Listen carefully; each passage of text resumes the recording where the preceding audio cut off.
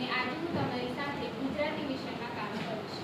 બેન તમારું પગી શાંતાબેન ભરત.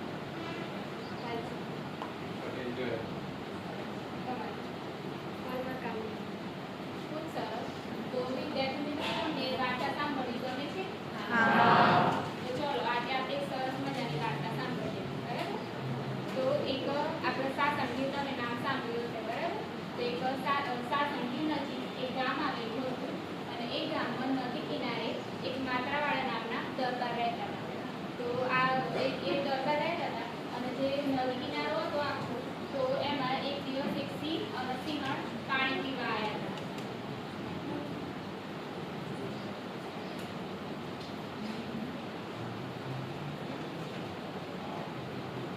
તો જે આ સાસણગીર નામનો જે પ્રદેશ હતો એના નદી કિનારાની નજીક સિંહ અને સિંહણ પાણી પીવા આવે છે.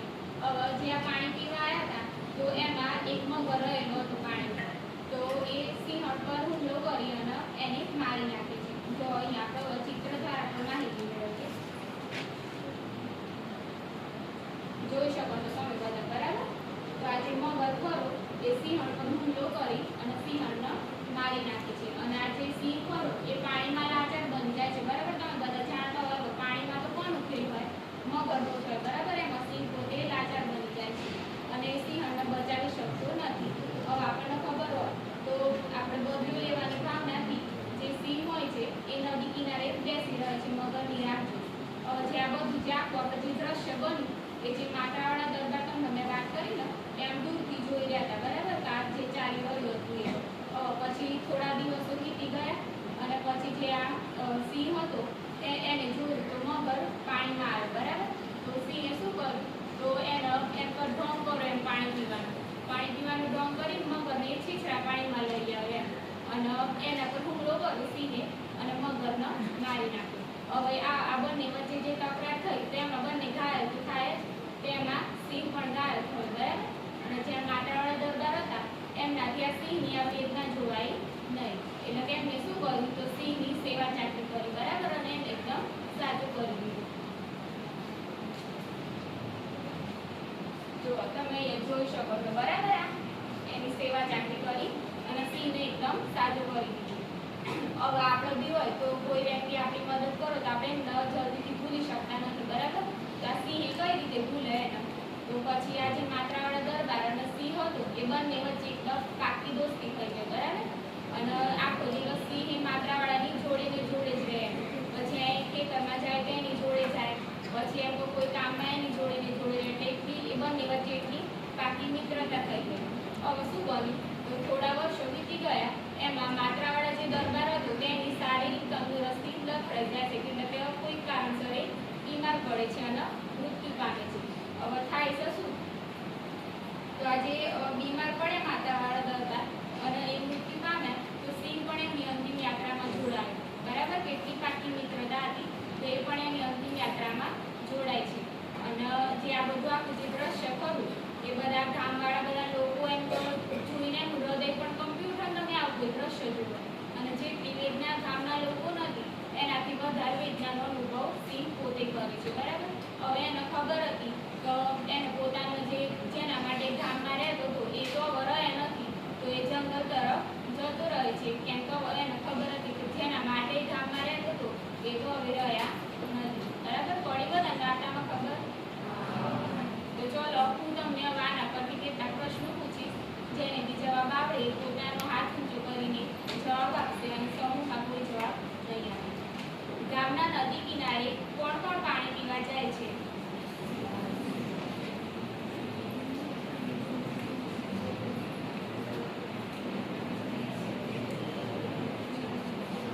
ગામના નદી કિનારે સિંહ અને સિંહણ પાણી પીવા જાય છે.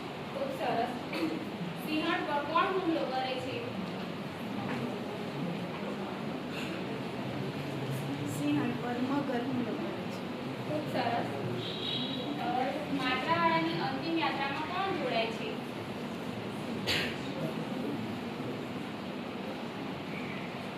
માત્રાવાળાની અંતિમ યાત્રામાં સિંહ જોડાય છે. ખૂબ સરસ. આ વાર્તામાં કોની દોસ્તી દર્શાવાય છે?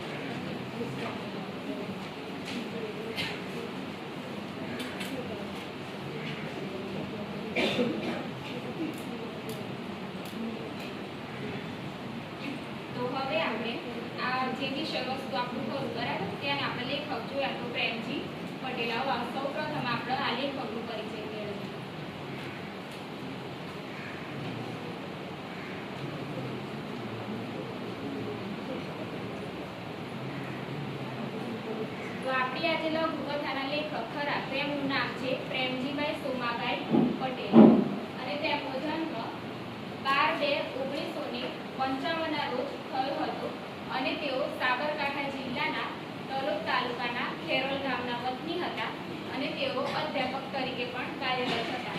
હવે આજે આપણા લેખક ખરા લઘુકથાના પ્રેમજીભાઈ પટેલ તેમનું આપણે જે ગુજરાતી સાહિત્યમાં જે પ્રદાન હોય તેના વિશે પણ આપણે થોડી માહિતી મેળવીએ. પ્રેમજીભાઈ પટેલનું સાહિત્યિક પ્રદાન જોઈએ તો 53ની બારી, અમૃતવર્ષ, સ્પર્શમણી, અવેર, કીડીકથા તેમના લઘુકથા સંગ્રહો છે. 14 લોક, લોકજણસ, અમીલોક તેમનું સંપાદિત લોક સાહિત્ય છે. તો મિત્રો અહીંયા જુઓ તમે સંપાદિત લોક સાહિત્ય એટલે શું તમને પ્રશ્ન થાય કદાચ. તો સંપાદિત લોક સાહિત્ય એટલે કે એવું સાહિત્ય તો તમને ખબર હોય તો પહેલાના જમાનામાં લોકો દ્વારા જેમ કે ગીતોની રચના થતી જેને આપણે લોકગીત કહીએ, પછી કેટલીક લોકકથાઓ પણ પ્રચલિત થતી હતી, બરાબર. તો આ બધું જે સાહિત્ય હતું તે એમ કંઠ દ્વારા એકબીજામાં પહોંચતું હતું. તો લેખકો જે ખરા એ જે માહિતી હોય એને એકત્ર કરી અને એની ભાષા શુદ્ધિ કરીને જેમાં એક બુક બનાવવા અથવા તો લખ તેમ શું કહેવાય તો સંપાદિત લોક સાહિત્ય. અને એમાં આપણે જોઈએ તો ઝવેરચંદ મેઘાણીનું સૌરાષ્ટ્રી રસધાર જે છે એ આ સંપાદિત લોક સાહિત્યનું ઉત્તમ ઉદાહરણ ગણવામાં આવે છે, બરાબર. ત્યાર પછી મંકોડાની મુસાફરી, નવતર બાળ વાર્તાઓ તેમનું બાળ સાહિત્ય છે એટલે કે જે બાળકોને લગતું સાહિત્ય હોય તે. ગુજરાતી જીવન કથાઓ, વિવેચના તરફ, ગુજરાતી આત્મકથાઓ તેમના વિવેચન ગ્રંથો છે. એટલે કે વિવેચન ગ્રંથ એટલે કે એવું હોય કે જેમાં કૃતિના ગુણ અને દોષો દર્શાવીને જે વાચકને પણ વાંચવામાં સરળ પડે એવા ગ્રંથો જેમણે લખ્યા હોય તેની માહિતી છે, બરાબર. તો અહીંયા આપણા જોઈએ આપણા લેખકનો પરિચય.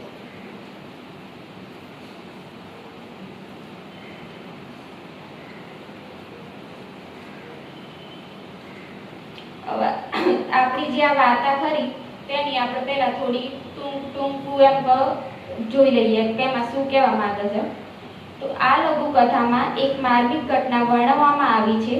નાના અને સાદા વાક્યોથી અમથીમાનો પશુપ્રેમ અને તેમની પરોપકારની વૃત્તિનું ઉત્તમ આલેખન થયું છે. જમણવાર પ્રસંગે પ્રૌઢો માટે ટિફિન આવવાનું છે છતાં અમથીમાં રોટલા ઘડતા દેખાય છે. તેથી લેખક અકળાય છે પરંતુ અમથીમાં જુદી રીતે વિચારે છે. ગાય અને કૂતરી શું ખાશે? લઘુકથાનું વળાંક ત્યાં છે કે છતે કુટુંબે એકલવાયું જીવન જીવતા અમથીમા માટે તો આ પશુઓ જ પોતિકા હતા, કુટુંબી હતા. એક જ પ્રસંગમાં મનુષ્યના સંબંધો સચોટ રીતે પ્રગટ થાય છે.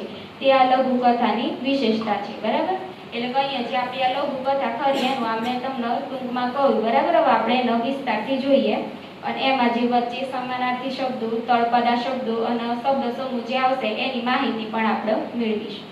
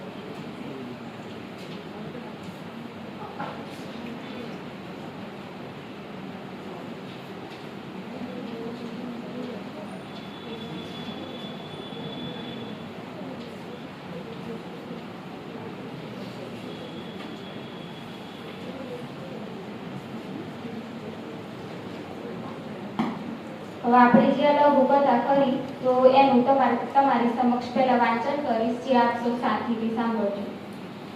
ટિફિન લઈ માંડવીમાં પ્રવેશતા સાદ કર્યો, અમથીમાં, ઓ અમથીમાં, આય ભાઈ. એમનો ધીમો અવાજ ડાબી તરફથી આવતો જણાયો.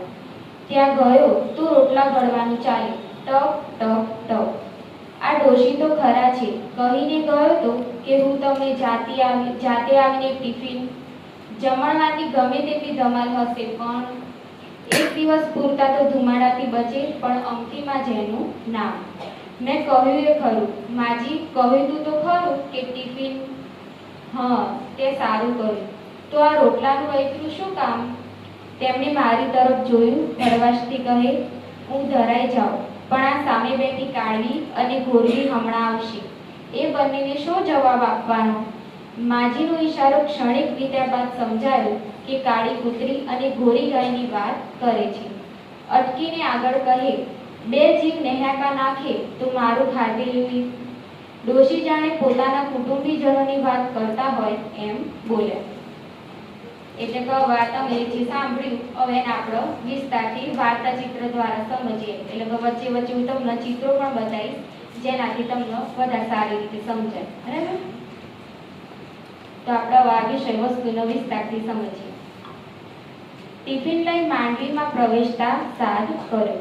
એટલે કે જુઓ આ ચિત્રમાં દેખાય છે બધાને અહીંયા? બરાબર? આ ટિફિન લઈને માંડવીમાં પ્રવેશતા એટલે કે જો આ માંડવી એક અહીંયા આપણને શબ્દ સમૂહ મળે છે. બરાબર? એનો આપણો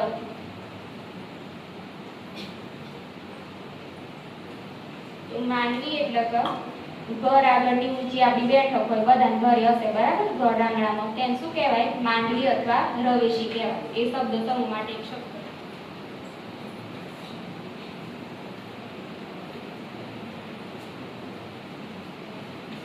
અહીંયા જે નોંધ્યું એ તમે તમારી પુસ્તકમાં પણ નોંધતા રહેજો.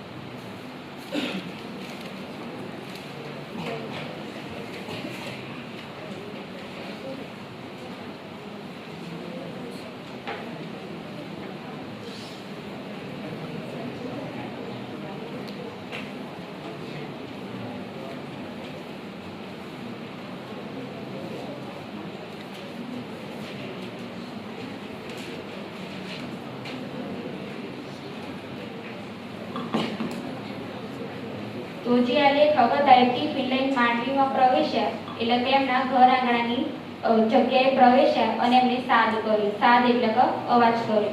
કહીએ એક સમાનાર્થી શબ્દ છે.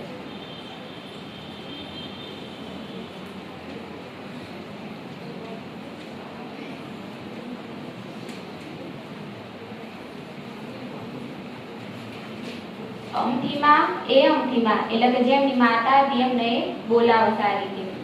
આય ભાઈ એટલે કે હવે તમને લોકોને ખબર હશે કે આપણે જે પહેલાનો જમાનો હતો તો આપણા ઘરમાં તમે આજુબાજુ પણ જોતા હશો તો તળપદી ભાષા બોલાતી હોય. બરાબર? તો પહેલાના જમાનામાં આવું આપણને થોડું વધારે જોવા મળતું હતું. તો જેવા તળપદા શબ્દો ખરા એનું આપણે શિષ્ટ રૂપ જોઈએ તો આય એટલે કે તેનું શું થાય? આવ થાય. બરાબર?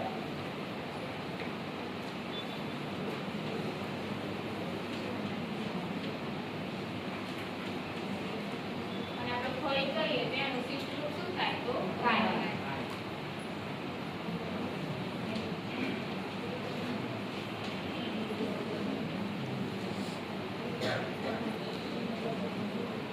એટલે કે જે અમથીમાં હતા એમને કીધું તો શું કીધું? તો આય ભાઈ.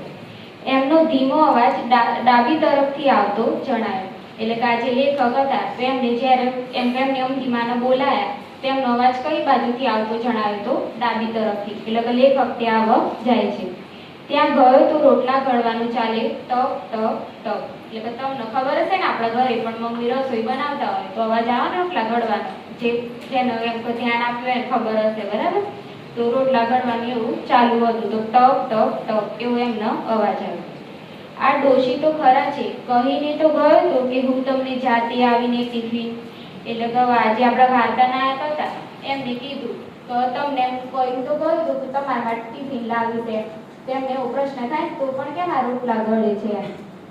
જમણવાની ગમે તેવી ધમાલ હશે પણ એટલે કે લેખકે આવું કીધું. એ બંને વચ્ચે આવી વાતચીત ચાલતી હતી.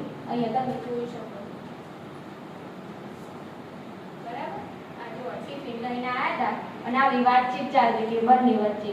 તો એમ કહું ગમે તેવી ધમાલ હશે પણ તમારા માટે હું ટિફિન લઈ આવીશ.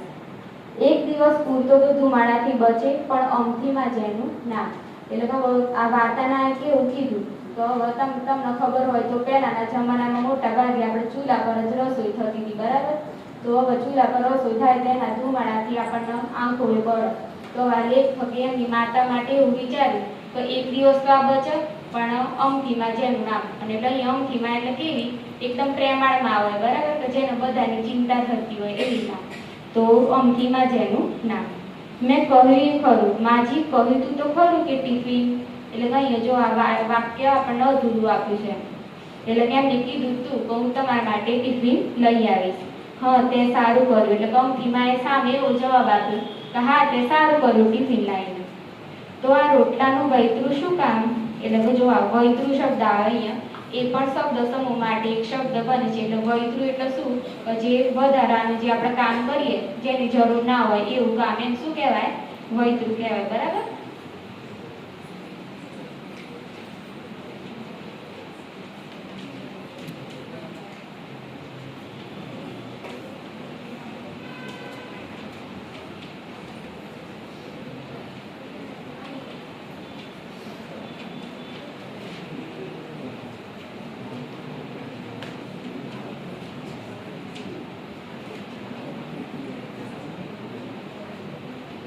એટલે કે આ લેખક અહીં એવું કહેવા માંગે છે કે જ્યારે મેં તમને કીધું હતું કે તમારા માટે જમવાનું લઈ આવીશ એમ, તો પણ તમે કેમ આ રોટલા બનાવવાનું એમ કે વધારાનું કામ કરો છો એમ.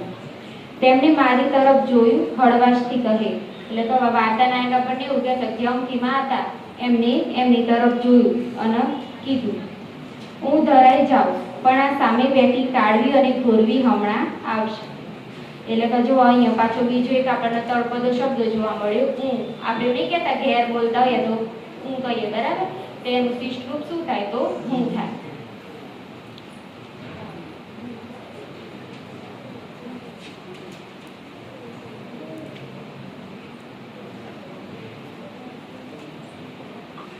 અને ધરાઈ જવું, તેનું આપણે સમાનાર્થી શબ્દ જોઈએ તો ધરાઈ જવું એટલે કે તૃપ્ત થઈ જવું, બરાબર.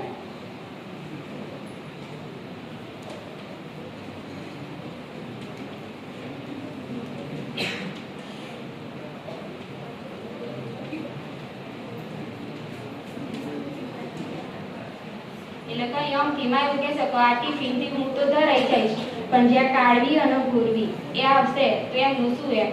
એટલે આપણે તો જોતા હોઈએ છીએ અત્યારે કે આપણું જમવાનું થઈ જાય એટલે વાર્તા પૂરી, બરાબર, આપણે બીજા કોઈનું નહીં વિચારતા કે આ શું ખાશે એમ. પણ અમથીમાં હતા, પ્રેમાળમાં હતા એટલે એમને બીજાનો પણ એવો વિચાર આવ્યો. એ બંનેને શું જવાબ આપવાનો, માજીનો ઈશારો ક્ષણિક વીત્યા બાદ સમજાયો. હવે ઈશારો તેનો સમાનાર્થી શબ્દ થાય સંકેત.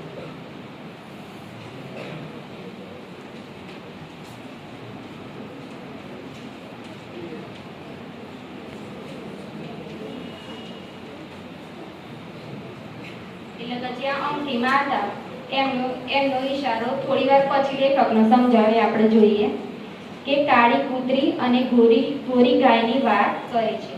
એટલે કે જો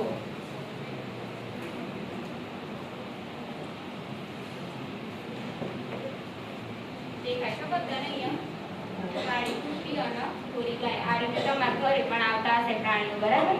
તો આજે આપણા અમથીમાં હતા એ કાળી કૂતરી અને ઘોરી ગાયની વાત કરતા હતા. અટકીને આગળ કહે, બે જીવ નેહાકા નાખે તો મારું ખાધેલું. અહીંયા આ વાક્ય પણ આપણને અધૂરું આપી દો. એટલે કે આમાં કેવું કે આપણે કોઈ એમ વાત એવી આપણે ભાવ કરતા હોઈએ ને, અથવા તો આપણા જો શબ્દો ના હોય તો ત્યારે આપણે બોલતો બોલતો અટકી જઈએ, બરાબર. તે વસ્તુ અહીંયા આપણને એવી રીતે દર્શાવાય છે. તો એ કહે કે બે જીવને હાકા નાખે એટલે કે નિસાસો નાખે તો હું જે ખાઉં એ પણ મને ના પચે, બરાબર. તેવો એમનો પશુ પ્રેમ અહીંયા આપણને દેખાય છે. ડોસી જાણે પોતાના કુટુંબીજનોની વાત કરતા હોય એમ બોલ્યા. એટલે કે આજે અમથીમાં હતા એમના માટે તો આ કાળવી અને ઘોરવી એ જ પોતાના કુટુંબીજનો હતા, બરાબર. એટલે કે આ વાક્યમાં આપણને એમનો પશુ પ્રેમ દેખાયો, એક જીવદયાની ભાવના દેખાઈ આપણને, બરાબર. એમ કે હું તો ધરાઈ જાઉં પણ એ લોકો જો નિશાકા નાખશે તો હું ભલે ગમે તેટલું ખાઈશ પણ મને મારું ખાધેલું પચશે નહીં. એટલે કે તમે અહીંયા હવે આપણને આ લઘુ કથા જોઈ આખી, તેમાં આપણને એવું જોવા મળ્યું કે જે આપણે અત્યારે એમ કે જીવદયાવતી જ નથી એમ મોટા ભાગના લોકોના, બરાબર. પરંતુ અમથીમાં હતા ભલે પોતાના ખાવાની વ્યવસ્થા થઈ ગયેલી હતી તો પણ એમને જે પશુ એમના વાલા હતા એમનો વિચાર કરીને એમને રોટલા ઘડે એમના માટે, બરાબર. અને અહીંયા જો આ દેખાય સવાલ કરતા આવા જોયા હશે, દેખાય છે. અને આ જે આપણી લઘુકથા ખરી એ પ્રેમજી પટેલની શ્રેષ્ઠ લઘુકથાઓમાંથી લેવામાં આવી છે. બરાબર?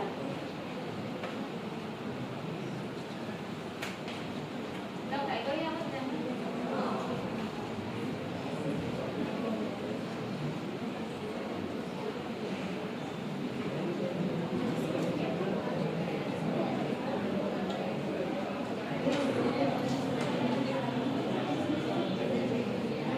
હવે જો આપણે જે આ દ્વાર જોઈ લઘુકથા એના આપણા કેટલાક સાર મુદ્દાઓ પણ જોઈએ એમાંથી આપણને શું સાર મળે.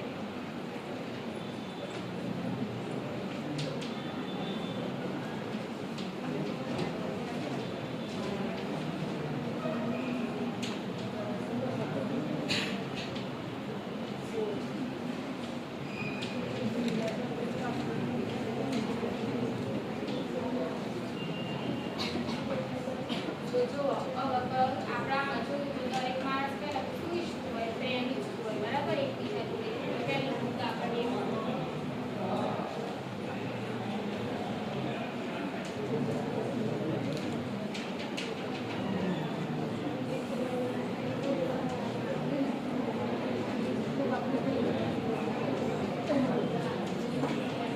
ત્યારબાદ આપણે જોઈએ તો એકલું રહેવાનું અત્યારે કોઈ ન કરવું નથી. બરાબર? એકલું મુદ્દો આપણે જોઈશું.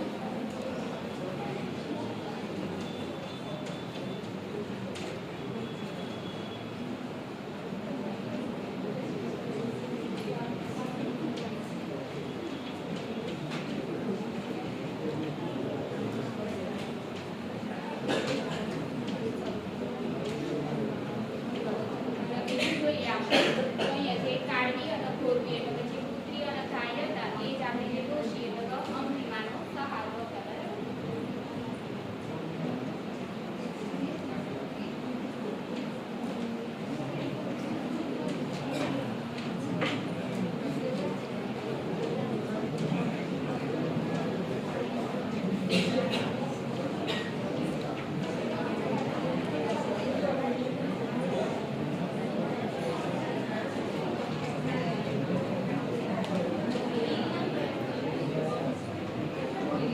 ચલો પડી ખબર વાનો તો ટૂંકમાં આ લઘુકથા પરથી આપણને એ શીખવા મળે બીજું કે દરેક જીવ પ્રત્યે આપણે દયા રાખવી જોઈએ. બરાબર?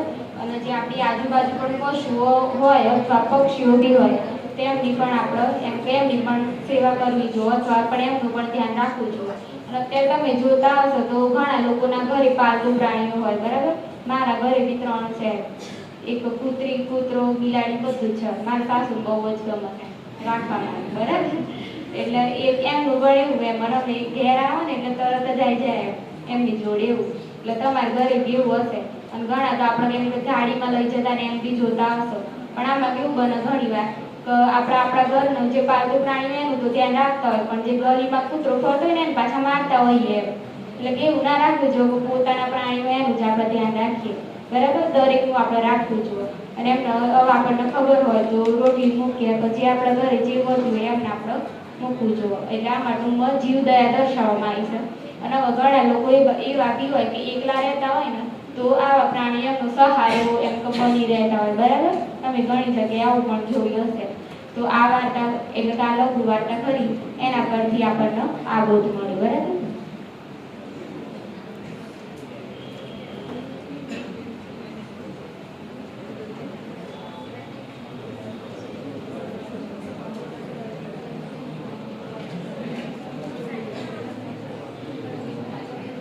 ચલો પડી ખબર આવે પૂછું પ્રશ્નો. ચલો અને જેને જવાબ આવડે એ પોતાની આંગળી ઊંચી કરશે અને સમૂહમાં કોઈ જવાબ આપશે નહીં. અને આપણે એવો આગ્રહ રાખીએ કે આપણે પૂર્ણ વાક્યમાં જવાબ આપીએ. બરાબર? આ જે ટિફિન લઘુકથા કરી એના લેખકનું નામ શું છે?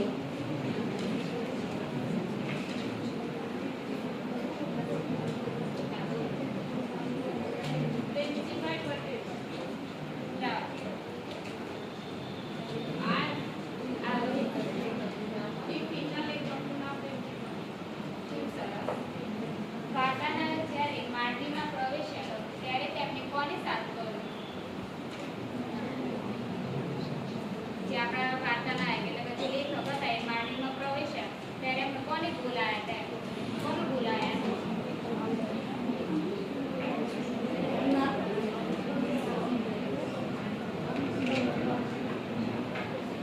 હા, બોલો. લેખક જ્યારે માનીને કહે છે ત્યારે પોતાની માતા ખૂબ સરસ. ટિફિન કૃતિમાં ગાય માટે કયો શબ્દ પ્રયોજાયો છે?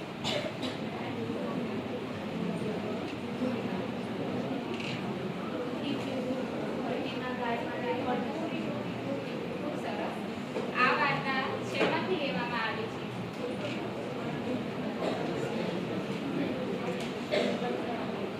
આ વાર્તા શ્રેષ્ઠ લઘુકથામાંથી લેવામાં આવી છે. બીજા કોઈ લેખકનું નામ હતું આગળ.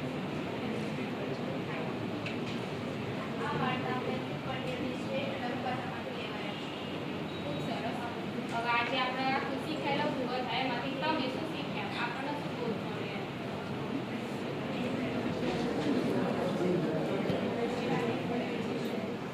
દરેક માણસને પ્રેમ જોઈએ છે. બીજા કોઈ? બધા અલગ અલગ શું શીખ્યા? દરેક જીવ પ્રત્યે દયા રાખવી. ખૂબ સરસ. પ્રાણીઓ પ્રત્યે દયા રાખવી.